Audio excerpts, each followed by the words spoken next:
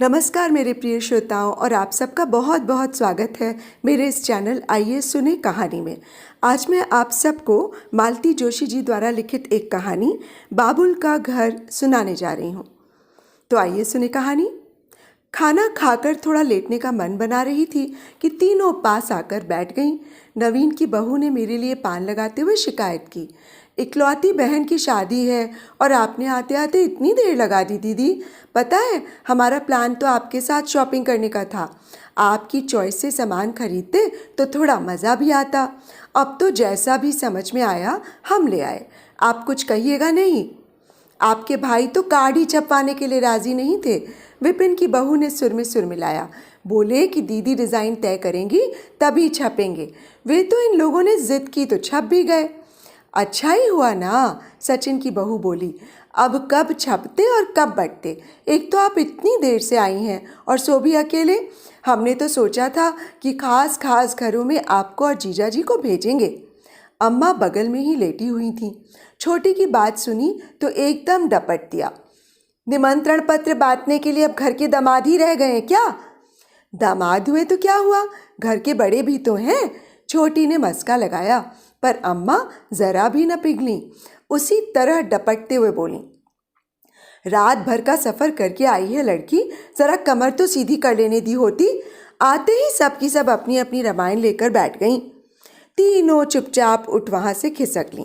मैंने मन ही मन अम्मा को धन्यवाद दिया। सचमुच मुझे नींद आ रही थी। रिजर्वेशन के बावजूद मुझे सफ़र में कभी नींद नहीं आती।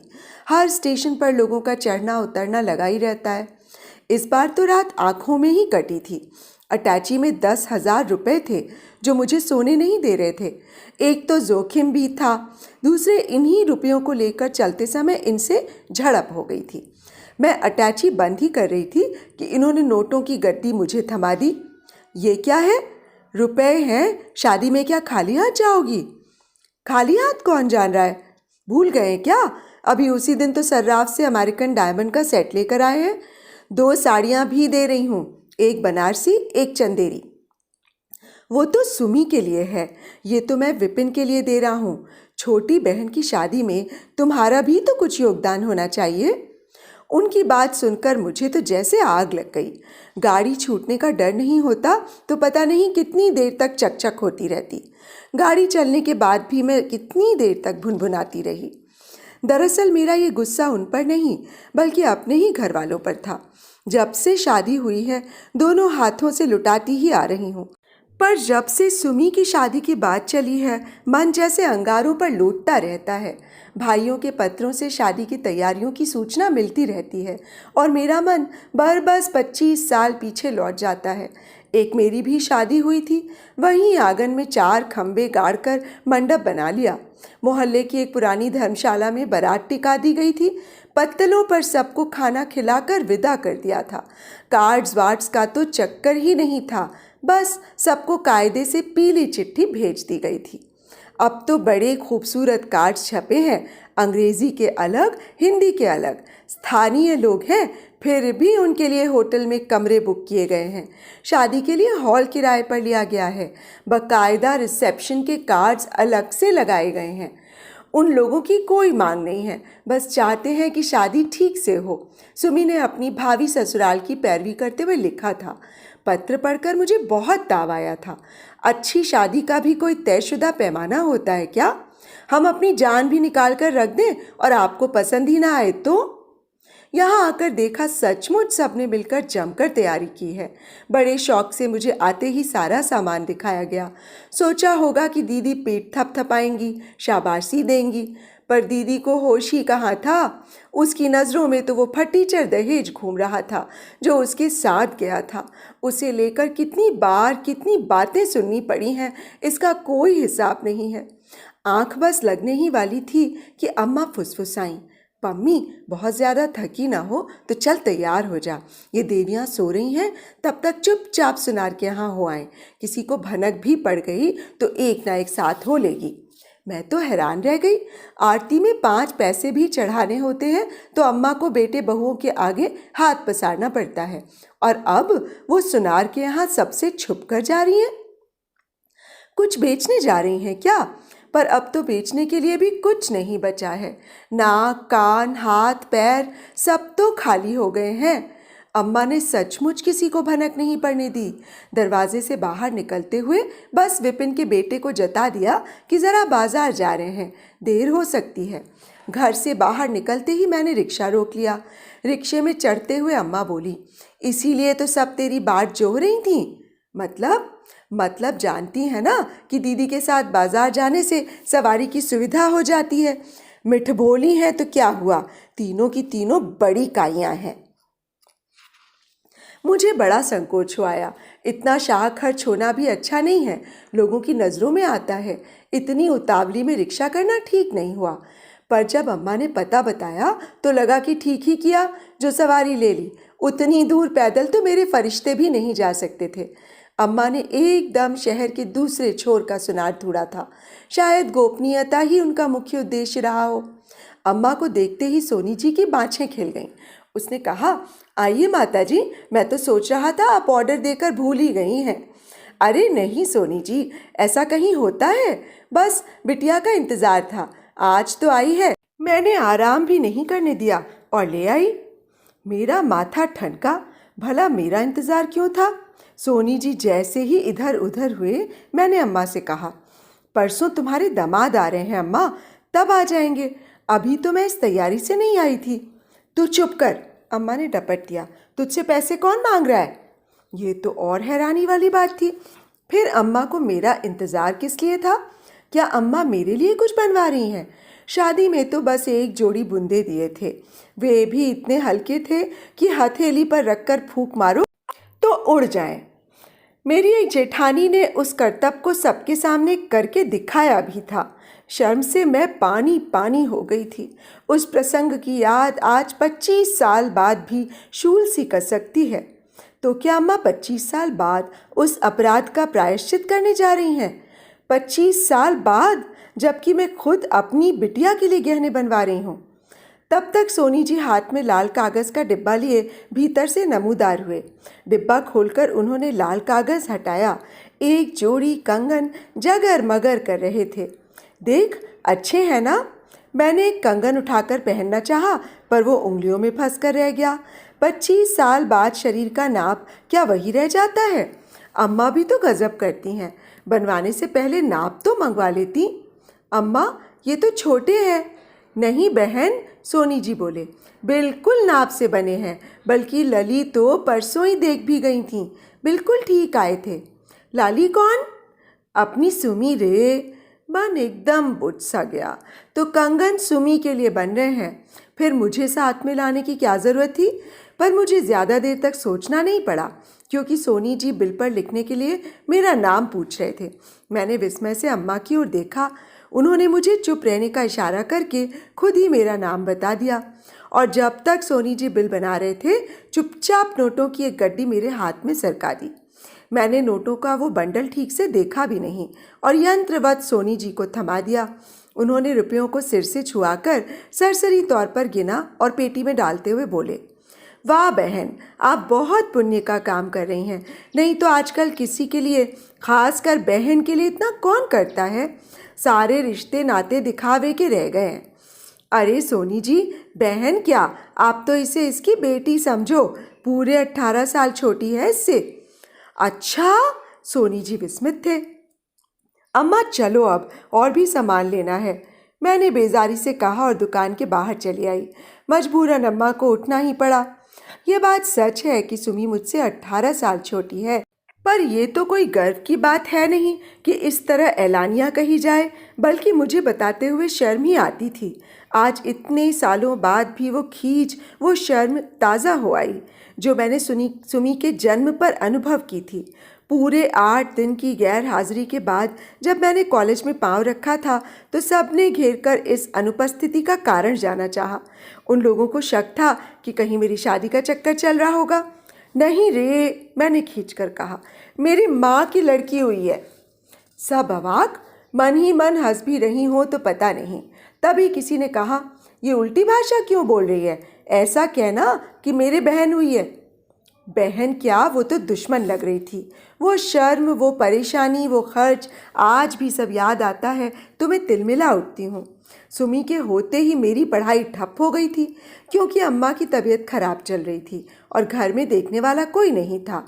सुमी के होते ही मेरी शादी का कार्यक्रम अपने आप 4-5 साल आगे खिसक गया था। सुमी के होते ही मेरे दहेज में भी कतर ब्योंत शुरू हो गई थी।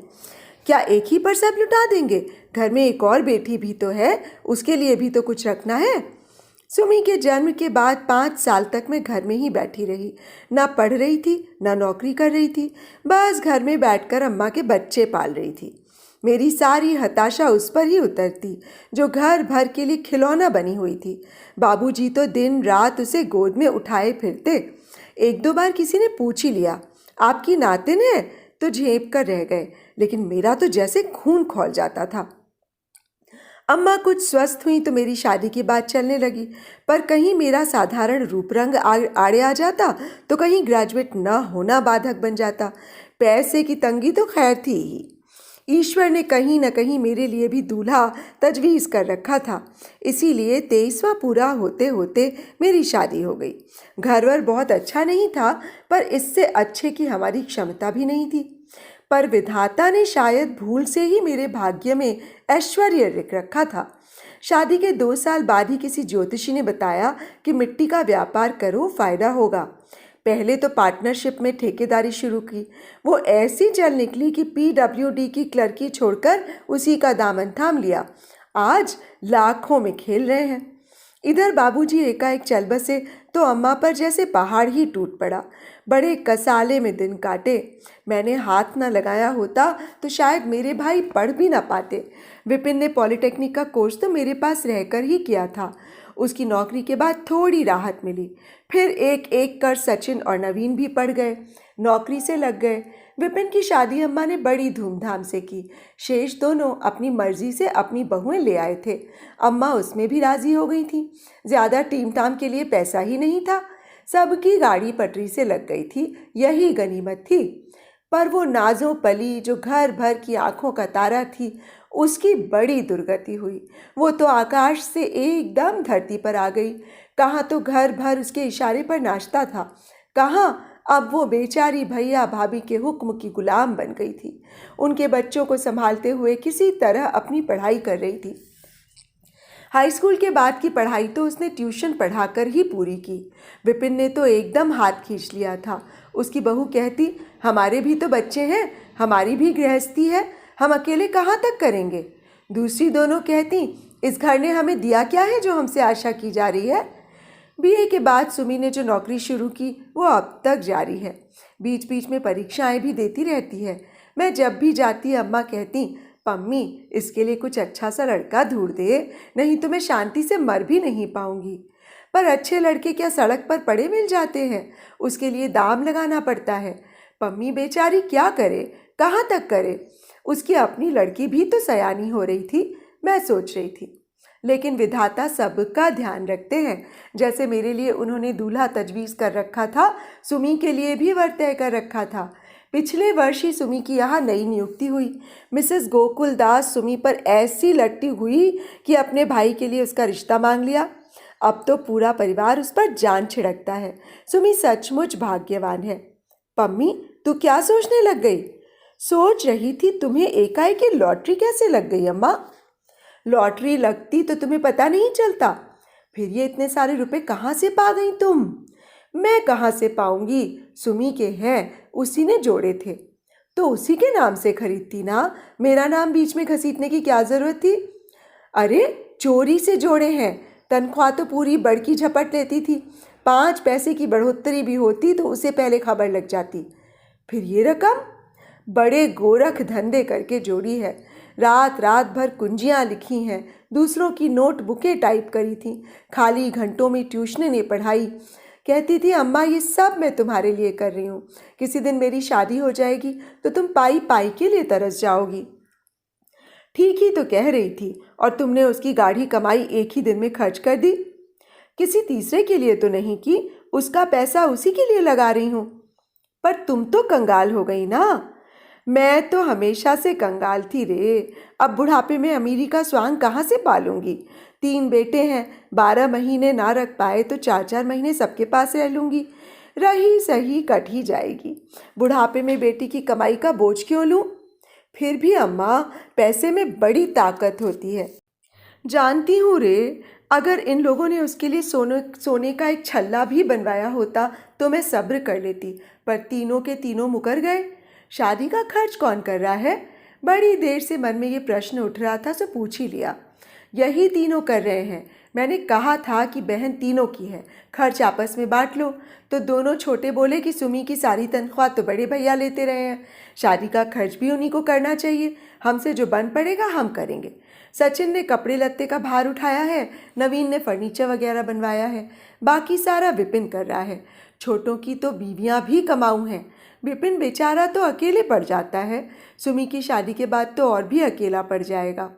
फिर भी अम्मा, तुम्हें इतनी उठापटक करने की ज़रूरत नहीं थी। उन लोगों ने तो कह ही दिया था कि 5 कपड़ों में ही लड़की विदा कर दीजिए। उनके कहने से ही हो जाएगा क्या। ससुराल में नाक तो उसकी नीची होगी, बोल को बोल तो उसे झेलने होंगे। और कौन सा मैं उस पर एहसान कर रही हूँ, उसकी कमाई उसी पर लुटा रही हूँ बस। पिछले 10-12 साल से कमा कर दे रही है, कभी अपनी पसंद की एक साड़ी भी नहीं खरीदी। सहेली के साथ सिनेमा भी जाती तो भाभी का मुंह कद्दू सा फूल जाता। बस कोल्हू के बैल की तरह खटती रहे और इनका घर भरती रहे। उनका बस चलता तो शादी ही नहीं होने देते। बोलते बोलते अम्मा का गला भराया। मेरा मन कसैला हो आया। सुमी 10-12 साल से कमा कर दे रही है, शायद इसीलिए अम्मा के मन में उसके लिए इतना दर्द है, इतना प्यार है। इसीलिए उसकी शादी में ज़रा भी कोर कसर उसे स्वीकार नहीं है। अम्मा, मैंने कहा, मुझे तुम लोगों ने 4 साल तक घर में बिठाई रखा। नौकरी करने दी होती तो शायद। अरे, तू भला क्यों नौकरी करती, तू तो भाग्यवान थी। तेरे सिर पर तो बाप का साया था, तुझे भला किस चीज़ की कमी थी।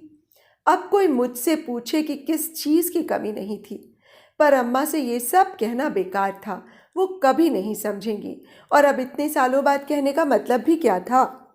घर में पांव देते ही अम्मा ने मेरी दानवीरता का बखान करते हुए कंगनों का प्रदर्शन कर डाला। मेरी जय जयकार करना ही बाकी रह गया था। इस बहाने शायद वो अपने बेटों के निकम्मेपन पर चोट करना चाहती हूँ, पर संकोच के मारे मेरा तो दम घुटने लगा। कपड़े बदलने के लिए मैं वहाँ से उठ गई। पीठ फेरते ही सुनाई पड़ा, नंबर 2 की कमाई है, इसीलिए झमाझम बरस रही है। दूसरा स्वर उभरा, नंबर 2 की हो या 3 की, बहन पर ही तो बरस रही है। भाई भतीजों को तो कभी चांदी का छल्ला भी नसीब नहीं हुआ। मन हुआ कि पलटकर कह दूं कि भाई लोग आज जो भी हैं, किसके दम से हैं, ये उन्हीं से पूछ लेना। पर कुछ कहने सुनने का उत्साह ही जैसे निचुड़ गया था। अम्मा के कमरे में आकर देखा, सुमी उदास सी खिड़की के पास बैठी थी। अभी तो कुछ देर पहले वो बाहर बैठी थी, भीतर कब चली आई पता ही न चला। सुमी, कंगन देखे? हाँ, अच्छे हैं, थैंक्स। अब ये थैंक किस लिए? सुमी, कम से कम तुम तो ये नाटक मत करो। संकोच के मारे मेरा वैसे ही दम घुटा जा रहा है। अम्मा ने बैठे बिठाए अच्छी मुसीबत में डाल दिया। सुमी कुछ नहीं बोली। और सुनो, तुम्हारे लिए मैं एक अमेरिकन डायमंड का सेट और 2 साड़ियाँ लाई थी। साड़ियाँ तो मैं तुम्हें अभी दे दूंगी, पर सेट रख लूँगी। तुम मेरे यहाँ पहली बार आओगी ना, तब दूंगी। अम्मा की वजह से वैसे ही हमारी नंबर 2 की कमाई का खूब गुणगान हो रहा है। डायमंड सेट भी देख लेंगे तो कहने वालों का मुंह और खुल जाएगा। सुमी ने एक गहरा निश्वास छोड़ा। मैं चौंक उठी। सुमी, तू इतनी उदास क्यों है? तुम्हें तो खुश होना चाहिए। मनपसंद दूल्हे से शादी हो रही है, और शादी भी भाई लोग अपनी सामर्थ्य के अनुरूप अच्छी ही कर रहे हैं। फिर दुख काहे का? मेरा दुख तुम नहीं समझोगी दीदी। तुम्हारे सामने तो ये सब शहद घुली बातें करते हैं, पर इनकी असलियत मैं जानती हूँ। मेरा मन तो इनके ताने सुन सुन कर छलनी हो गया है। लगता है जैसे मैंने इनके बच्चों के मुंह का कौर छीन लिया हो। एहसानों के तले दब गई हूँ मैं। इससे अच्छा था कि किसी मंदिर में फेरे पड़ जाते। महेश भी राजी थे, पर अम्मा नहीं मानी। उन पर तो जैसे पागलपन सवार हो गया है। जरा सी भी कोर कसर बर्दाश्त नहीं होती।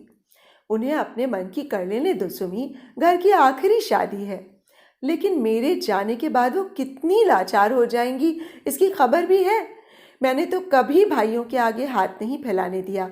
पाई पाई जोड़ रही थी कि बाद में भी उन्हें कोई तकलीफ ना हो, पर जिद पर अड़ गई कि मेरे लिए जमा किया है तो मेरी मर्जी से ही खर्च करना पड़ेगा। रो रो कर कस्में दे दे कर सारा पैसा निकलवा लिया। बोली, भाइयों की सामर्थ्य नहीं है तो क्या हुआ, अभी तो मैं बैठी हूँ, मेरे रहते तुम खाली हाथ ससुराल नहीं जाओगी। अभी कुछ समझ में नहीं आ रहा है, शादी का जोश चढ़ा हुआ है, बाद में बैठकर रोएगी। अम्मा तो जब रोती तब रोती, अभी तो सुमी ने ही रोना शुरू कर दिया। मेरी समझ में नहीं आया कि उसे क्या कहकर सांत्वना दूं। बस यूं ही पीठ पर बालों पर हाथ फेरती रही। रुलाई का आवेग कुछ कम हुआ तो वो बोली, दीदी तुम भाग्यवान थीं, बाबूजी के राज में शान के साथ इस घर से विदा हुई थीं। जाते हुए तुम्हारे मन पर किसी के एहसानों का बोझ न था, न किसी की चिंता थी। पर मैं तो जैसे दुर्भाग्य लेकर ही पैदा हुई हूँ। कभी खुलकर हंसना ही नसीब नहीं हुआ, अपनी शादी पर भी नहीं। सारी खुशियों को जैसे ग्रहण लग गया है। मैं भाग्यवान हूँ? थोड़ी देर पहले अम्मा ने भी यही कहा था, अब सुमी भी यही कह रही है। क्या होता है भाग्य? क्या होती है भाग्यवान की परिभाषा? मैंने सुमी की ओर देखा। अभी अभी रो चुकी उसकी आंखें एकदम सूनी थीं। उन आंखों में न लाज के डोरे थे, न सपनों के रंग। शायद कई रातों की जागी हुई थी। आंखों के नीचे स्याह घेरे बन गए थे। दुल्हन क्या ऐसी होती है? चेहरे पर जरा भी रौनक नहीं थी। मैं तो सोच रही थी कि इंजीनियर पति पाकर वो उड़ी उड़ी फिरती होगी, पर उसके पाँव में तो जैसे किसी ने मन भर बेड़ियां डाल दी थीं। अम्मा की चिंता में तो वो हंसना भी भूल गई थी। शादी के वक्त लड़कियों पर कैसा निखार आ जाता है, पर इसका तो अपना चंपई रंग भी मटमैला पड़ गया। और हैरत की बात तो ये थी कि घर में किसी को इसकी चिंता नहीं, सब अपने अपने हिसाब किताब में व्यस्त। मैं भी तो उन सब से अलग कहाँ हूँ। जीवन में पहली बार सुमी के लिए मेरे मन में ममता जागी। उसके बालों पर हाथ फेरते हुए मैंने कहा, सुमी, तेरे जीजाजी ने तेरे लिए 10,000 रुपये भेजे थे। मैंने सोचा था कि विपिन को दे दूंगी। अम्मा अगर पहले से थोड़ा इशारा करती तो कंगन के दाम मैं ही दे देती। पर खैर कोई बात नहीं, ये रुपए तुम अम्मा के नाम जमा कर दो और चिंता से मुक्त हो जाओ। हर महीने इन्हें कुछ न कुछ मिलता रहे, ऐसी व्यवस्था कर देना। हारी बीमारी का ना सही, पर पूजा पाठ का खर्च तो चल ही जाएगा। पहली बार मुझे लगा कि सुमी के चेहरे का तनाव कुछ कम हुआ है और लगा कि हंसी की एक हल्की सी किरण बस फूटने को ही है। तो अभी आप सुन रहे थे मालती जोशी जी द्वारा लिखी ये बहुत ही इमोशनल कहानी बाबुल का घर। दोस्तों, आपको कहानी और मेरा वाचन कैसा लगा? यदि हो सके तो मुझे कमेंट बॉक्स में बताइएगा। और यदि आपने मेरे इस चैनल आइए सुने कहानी को अभी तक सब्सक्राइब नहीं किया है तो इसे सब्सक्राइब भी कर लीजिएगा और मेरी कहानियों को लाइक और शेयर भी कर लीजिएगा। और हाँ, बेल आइकन भी ज़रूर दबा लीजिएगा जिससे कि मेरी आगे आने वाली कहानियों की नोटिफिकेशंस आपको मिलती रहें। तो अब मुझे इजाज़त दीजिए। नमस्कार।